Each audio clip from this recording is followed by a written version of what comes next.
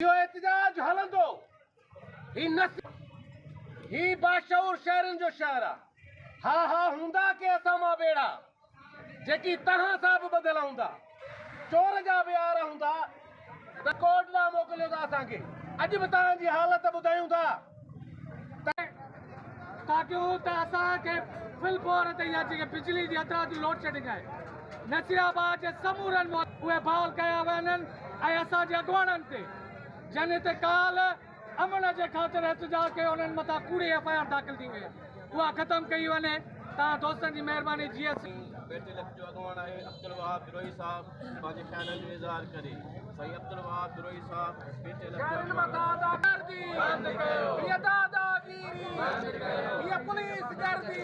हरो जे बुनियाद ते इहे थी रहियूं आहिनि। असांजी इहो बि हक़ न आहे छा उन्हनि शहरनि वटि बम ब्लास्ट उन्हनि शहरनि कया थाणे में अची तोड़ फोड़ कयो उन वटि कहिड़ा हथियार हुया त एॾी बेवाजिबी यार हैरत असांखे।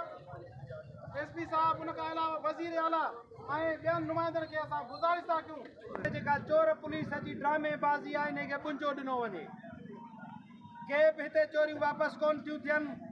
जेकॾहिं 500 मंझां 5 माण्हुनि खे मोटरसाइकिलूं वापसि मिलनि थियूं या पैसा वापसि मिलनि था तेसीं ताईं असां सम्झूं था शहर जो मुनमान बहाल न थींदो जेसीं ताईं उन्हनि जे ख़िलाफ़।